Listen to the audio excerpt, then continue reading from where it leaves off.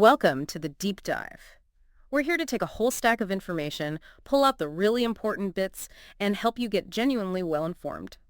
Today, we're jumping into a world that, well, it might surprise you. It's the high-stakes realm of negotiation. And we're looking at how techniques forged in actual crises can fundamentally change your everyday interactions. Yeah, and what's really fascinating here is how our sources, drawing on decades of intense real-world stuff, they actually challenge some very common ideas about how we get what we want.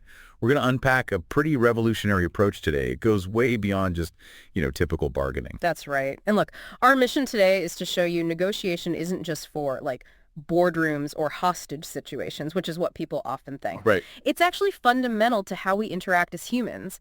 And by the end of this deep dive, you'll see how understanding the psychology behind it helps with everything. Buying a car, family chats. Even getting that raise. Exactly. We'll arm you with practical stuff, things you can actually use, actionable insights. Okay, so let's unpack this. There's a great story right at the start of our source material. It comes from Chris Voss, former lead international kidnapping negotiator for the FBI. Quite the title. Right. So imagine this guy, 2 decades in the FBI, 15 years negotiating actual life or death hostage situations. And he finds himself feeling, intimidated. Intimidated? By who? By Harvard Law School negotiation professors. Wow. Okay, that sets up an interesting clash, doesn't it? What happens when that kind of real-world, high-stakes experience meets pure academic theory? Exactly. So they do this mock negotiation, simulated $1 million ransom for Voss's son. And the Harvard professors, with all their fancy theories, they just try to bulldoze him. Threats, rational arguments. Standard stuff from their playbook, presumably. Right. But here's where it gets really interesting. Voss doesn't fight back directly. He just asks this simple question. How do I know he's even alive? And he keeps asking variations. How am I supposed to pay? How do I know he's okay? So not saying no. Not explicitly. But it sounded like no, and the whole frame of the conversation just shifted. The Harvard professor, Mnookin, apparently started fumbling, couldn't handle it. Voss won. His son was safe. That anecdote really shows a fundamental difference, doesn't it? For years, Harvard was the center of negotiation theory, this idea of rational joint problem solving. Yeah. Getting to, yes, find the common ground. A win-win. Right. But the FBI's techniques, they weren't developed in a classroom. They grew out of the field. They had to work. Because if they failed... Someone died. No room for error. Exactly. No room for just theory. And this wasn't like a one-off fluke either. Yeah. Later, there's another story, a mock product sale at Harvard. Okay. Voss apparently destroyed his partner's budgets, got one guy to concede literally every dime he had. Every dime, even though he was told to hold back. Yep. Told to keep a quarter in reserve. Voss's method. Basically, say no and stare at them. Or rather, ask those questions that sounded like no, put the pressure back on them. If we connect that to the bigger picture, it lines up with insights from psychologists like Tversky and Kahneman. Thinking fast and slow. Exactly. The idea that humans aren't fully rational. We aren't completely selfish either. We have these things called cognitive biases. Unconscious mental shortcuts. Right. Unconscious processes that kind of warp reality. Kahneman talked about System 1, fast, instinctive, emotional thinking, and System 2, slow, deliberate, logical thinking. And the kicker is? The kicker is that System 1, the emotional gut reaction, it heavily informs and often creates the System 2 logical answer. Okay, so hold on. If you can affect someone's System 1, their gut feeling, you can essentially guide their System 2 rationality. That's the core idea, and that's the radical shift. How radical compared to, say, that getting to yes model? Very different. Getting to yes, focused on the rationale, the win-win solution. And ironically, the FBI itself had actually adopted that approach for a while. When was that? After some really disastrous airline hijackings back in the early 70s, like the George Gift Jr. case in Jacksonville, the FBI got blamed for turning a waiting game into a shootout. 3 people died. So they needed a better way. Negotiation seemed logical. Right. And even after a court decision emphasized negotiation, and they officially adopted getting to yes, it still failed. Spectacularly. Where? In really emotionally charged crises. Think Randy Weaver at Ruby Ridge in 92. David Koresh at Waco in 93.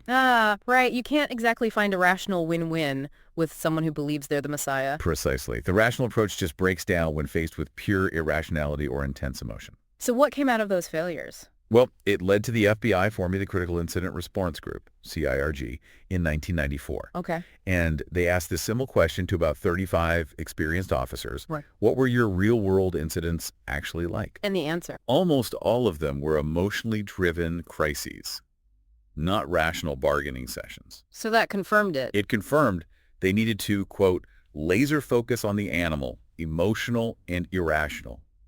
Emotions weren't the obstacle anymore. They were the path. Emotional intelligence became central. Exactly. Not something to be ignored or overcome, but the very thing you needed to understand and work with. Okay, so if emotions are the path, how do we start walking it? How do we access that understanding? Well, the core idea, the premise, is that deep down, people just want to be understood and accepted. That's a fundamental human need. And listening is key. Listening becomes your best tool. It's the cheapest, but maybe the most effective concession you can make. But most people aren't good listeners, are they? Not really. Most of us are too busy thinking about our own arguments, our own response. Voss calls it a kind of status schizophrenia.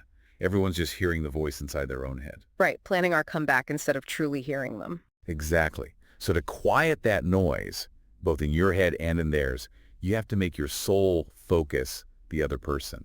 That's real active listening. And this leads to specific tactics. Yes, foundational psychological tactics that work in hostage situations, sure, but also, crucially, in your everyday life. Okay, let's get into those. First up, the late night FM DJ voice. This isn't just about sounding calm, is it? It's more direct than that. It absolutely is. You're using your voice deep, soft, slow, reassuring as a tool, a lever almost, to shift their emotional state. It conveys control, calmness. Like when Voss used it in that bank robbery negotiation with Chris Watts. Exactly. Watts had been really agitated, hanging up abruptly. Voss takes over, uses that voice, and Watts immediately asks, hey, what happened to Joe? Showing he was immediately affected, rattled by the change. Totally. The voice itself can intentionally, reach into someone's brain and flip an emotional switch. It radiates warmth, acceptance. Even smiling helps, right? Even over the phone. Yeah, changes your tone. And when people feel more positive, they think faster, they're more open to collaboration. It's a subtle but powerful way to set the stage. Okay, next technique. Mirroring. This sounds almost too simple. It does seem simple. You're just repeating the last 1 to 3 critical words someone just said. Like an echo? Sort of. But it's actually something people do unconsciously when they're bonding. We're naturally drawn to similarity, right? We tend to fear what's different. So mirroring taps into that. It subtly suggests similarity. It signals to their unconscious mind, hey, you and I were on the same wavelength. We're alike. And Voss used this with Chris Watts too, after the DJ voice. Yep. Watts was rattled, said something ending in okay. Voss mirrored no. You said okay. And Watts just spilled more info. Blurted out more information, yeah. Yeah. And then his accomplice, Bobby Goodwin, gets on the phone thinking he's still talking to Joe, the first negotiator. Wow, shows they were totally disconnected. Voss used that mirroring to gain control. Exactly. It highlighted their confusion and lack of alignment. You see this in everyday life too, don't you? Couples walking in step, friends nodding together. It's natural synchronicity. Mirroring just makes it a conscious tool. Like that student, Ryan B. at the airport. Oh yeah, great example. He needed a seat on a sold-out flight. He started talking to the gate agent, Wendy. Mirrored things, she said. The weather. The big game. Just repeating those keywords back. Built rapport. Didn't even ask for the seat directly until he'd established that trust. And guess what? You got the seat. Got the seat and an upgrade. Shows how these small connection techniques can yield really big results. Okay, building on that connection. Tactical empathy and labeling. What's tactical empathy, it sounds? Calculating. It's not about manipulation. It's about understanding. It means actively recognizing and then vocalizing the other person's perspective, their feelings. So not agreeing with them. No, definitely not agreeing. Or giving hugs, as Voss puts it. It's a commitment to understanding their world, seeing it from their side. It's like emotional intelligence, but on steroids. Is there a biological basis for this? There is, actually. It's called neural resonance. When we really observe someone, their face, gestures, tone, our brains start to align with theirs. We literally begin to sense what they're thinking and feeling. And poor communication breaks that link. It does. But good listeners, their brains show more alignment. It fosters a real connection. And the practical application of this is labeling. Precisely. Labeling is just naming the emotion you see or sense. You start with phrases like, it seems like, or it sounds like, or it looks like. Why those specific phrases? Why not "I hear you saying"? Because starting with I can make people defensive, it seems like. Feels less direct, less about your interpretation, and more about acknowledging their feeling. Puts the focus on them. How does labeling actually work in the brain? It's fascinating. There was a UCLA study showing that when you label an emotion, put rational words to a fear, essentially it disrupts its raw intensity. It calms the fear down. Yeah, it's just brain activity away from the amygdala, the fear center, towards the more rational prefrontal cortex. It literally helps people think more clearly. So you used this in that Harlem high-rise situation with armed fugitives. Voss and his team did, yes. Yeah. They were barricaded. The team started labeling their likely fears. Like what? Things like, it looks like you don't want to come out. It seems like you worry that if you open the door, we'll come in with guns blazing. It looks like you don't want to go back to jail. Just stating the obvious fears. Stating them calmly, without judgment. After about 6 hours of this, acknowledging their reality, the fugitives came out. They felt understood, not cornered. And it works for positive reinforcement too. Absolutely. You can use it to diffuse negatives, like with the fugitives, or reinforce positives. Say you have a cranky grandfather who feels ignored. Okay. You could label his feeling. It seems like you feel like we don't pay any attention to you, and you only see us once a year, so why should you make time for us? Wow, that's direct. It is, but it acknowledges his sadness, his perspective. And that opens the door. It shows you get it, which allows for a more positive conversation about solutions. Okay, this next one sounds really counterintuitive. The accusation audit. Ah, yes. This one is tough for people to wrap their heads around. You basically list every bad thing the other person might be thinking or could say about you, and you say it first. Exactly. You voice their potential accusations before they can. It feels weird, maybe even like you're beating yourself up. But it's effective. Incredibly effective at diffusing fears and neutralizing negatives before they derail the conversation. It makes the unspoken spoken. Takes the power out of it. Voss used this in those Harvard simulations. He did. He'd prepare by listing potential fears, like, you're probably going to think we're just a big, greedy contractor trying to squeeze you. Saying it up front pulls the teeth from that accusation. And the student, Anna, who used it to save her company $1 million. Right. Her company had a partnership with ABC Corp that was going sour. ABC wasn't doing their part on a government contract. So tension was high. Very high. Anna prepped by listing all of ABC's likely complaints. You think we're the typical big company pushing the little guy around.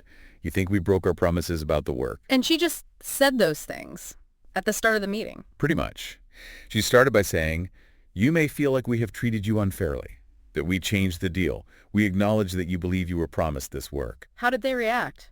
Apparently, an emphatic nod. Instant recognition. By bringing those negatives out into the open herself, she created common ground, oddly enough. And that shifted the conversation. Totally. It allowed them to move past the accusations and towards solutions.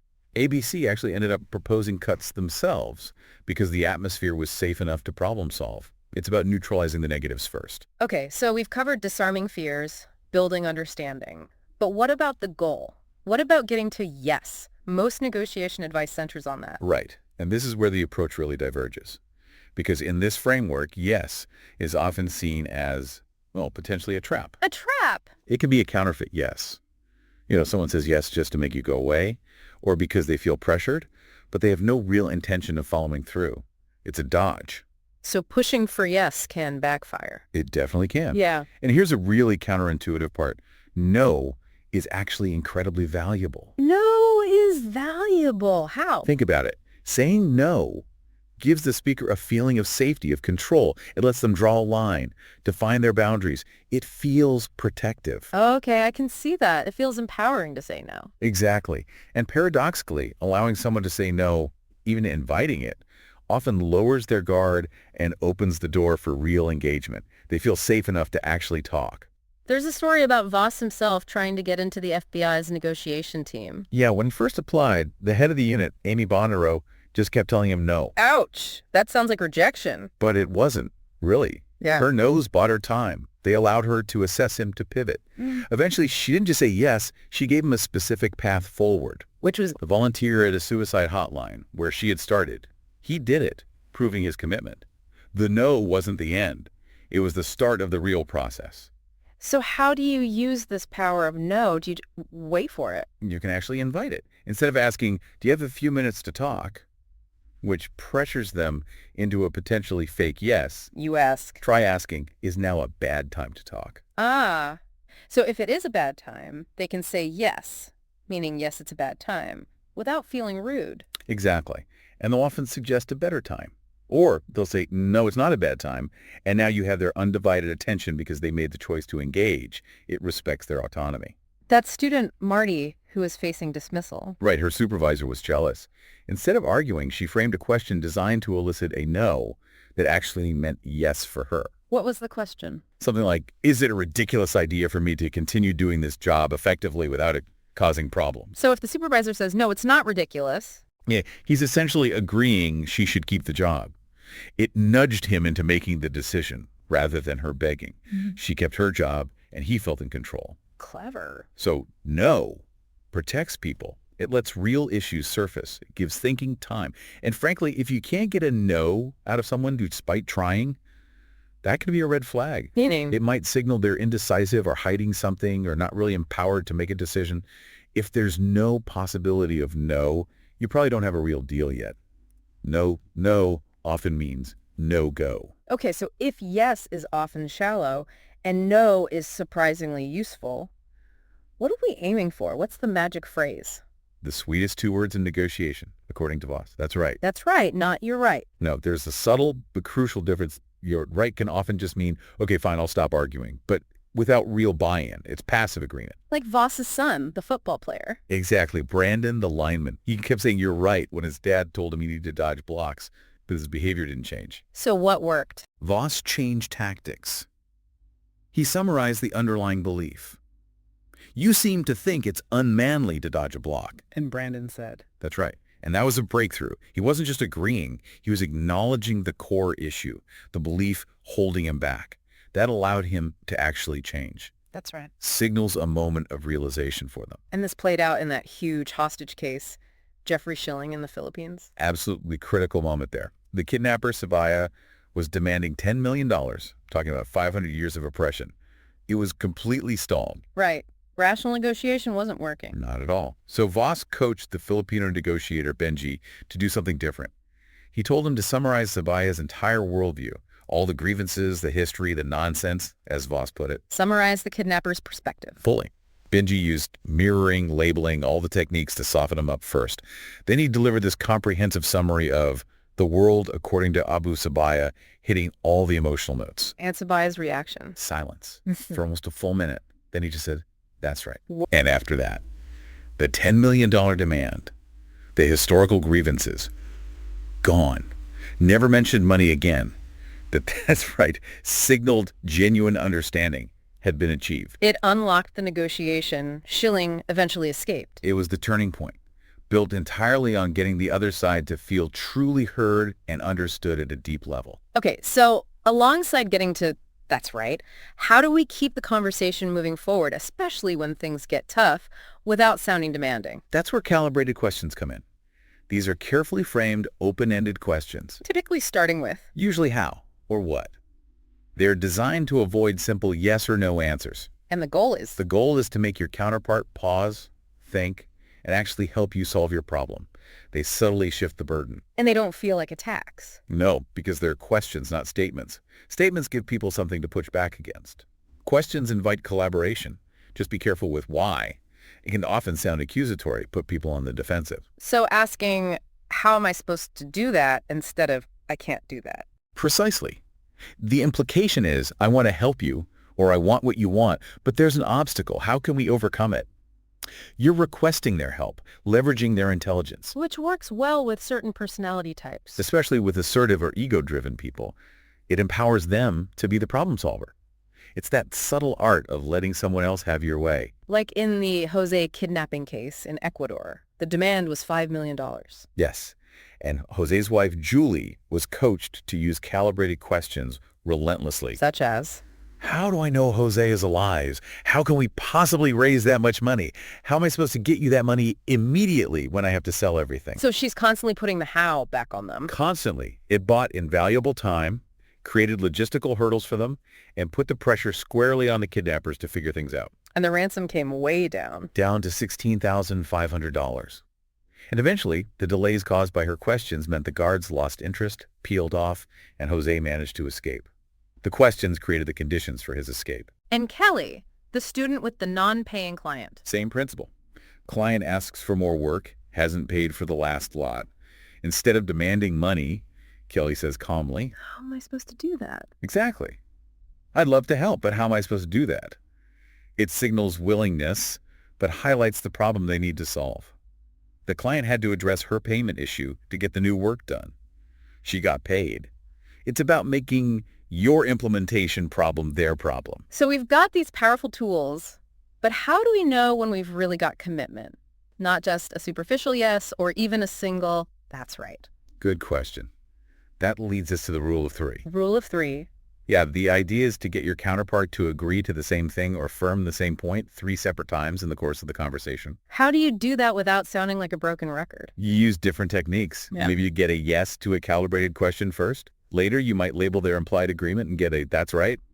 Finally, you might summarize and ask for confirmation again. Why 3 times? It's just psychologically harder for someone to consistently lie or fake conviction 3 times. Getting that triple confirmation significantly increases the chance that the commitment is real. Okay, another layer of complexity.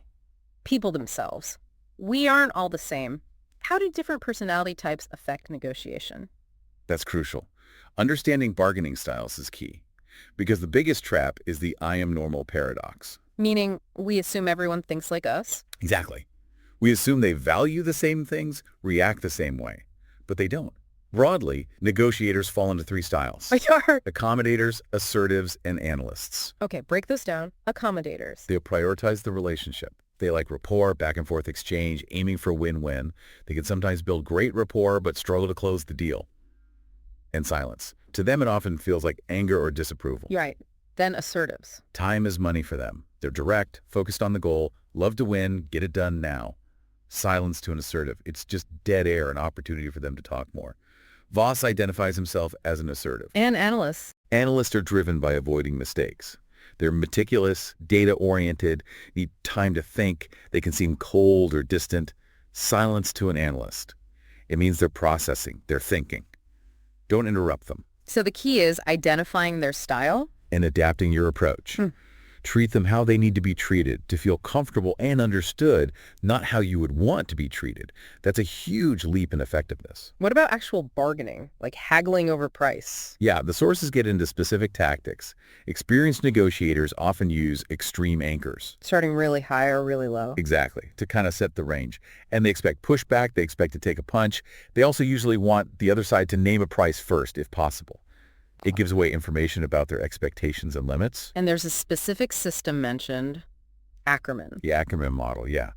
It's a structured bargaining process. How does it work? You start with an extreme anchor, your target price. Let's say 65% of their asking price.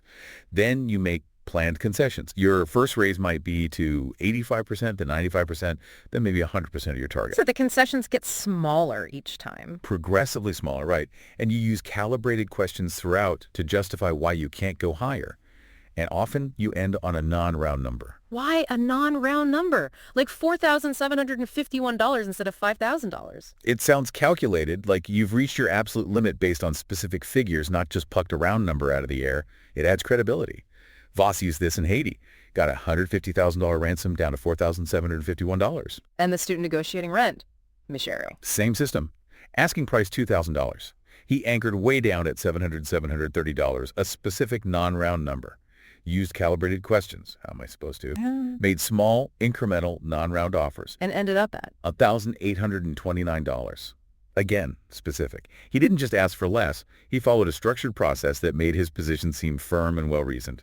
Okay, this feels like we're getting really sophisticated. What's the final piece? Is there anything we can't prepare for? That brings us to black swans. Black swans. The term popularized by Nassim Taleb. Unexpected, game-changing information. Exactly. Those hidden pieces of information, the unknown unknowns that you just didn't see coming, but which can completely reshape the entire negotiation. How do you find these if they're unknown?